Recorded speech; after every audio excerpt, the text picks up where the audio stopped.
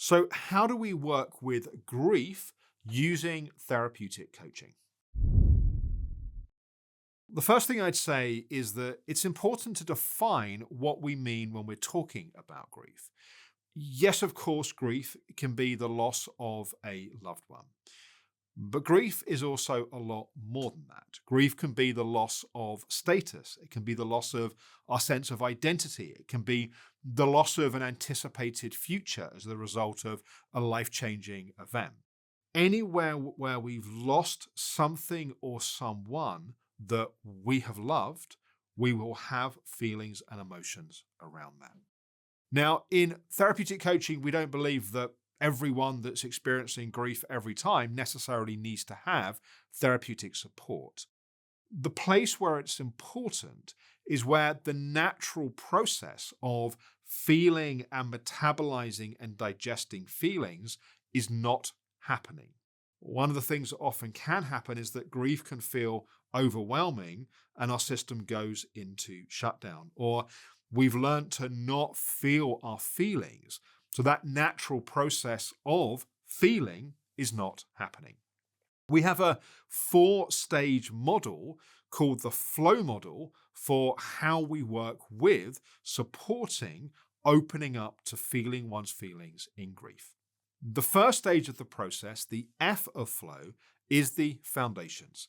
We will map the issue, particularly we'll look at what has the client learned in childhood about feeling and allowing emotions. If they've learned that it's not safe or they're going to be rejected if they feel feelings, we want to map that, we want to understand that. We also want to look at the foundations of their broader relationship with themselves. Like, is it okay for them to express to other people their feelings and their emotions? We'll then move to the second stage, which is learning to hold. What we mean by that is learning to hold space for those feelings and those emotions. For example, if they grew up without a sense of safety, then the client needs to learn how to self-regulate their nervous system. Or if they grew up with a sense that they weren't loved for who they are, part of the learning to hold step is learning how to accept whatever their feelings might be. If we've got the foundations, we've mapped the issue, we understand what's going on, we've learned to hold and create space, we come to the third step, the O of flow, and that is opening to the feelings. That's allowing the emotions to flow, allowing the emotions to be felt. And at this point, it may well be where the client sometimes says, I feel like things are getting worse, not better, because I'm crying a lot, or I'm feeling angry a lot of the time. As therapeutic coaches, typically, we see more emotion as progress. Now, there's a subset of clients where they actually need to learn to down-regulate their emotions because they're too big. But the majority of people we work with, it's a deficiency or a blockage or an absence of emotion. And we want, as we open to the emotions, for the emotions to move. Now, once we've done the foundation work, we've learned to hold, we've opened to the emotions, that emotional healing work, it naturally happens. We have a natural capacity to heal as humans. Just like if you cut your skin, it will heal.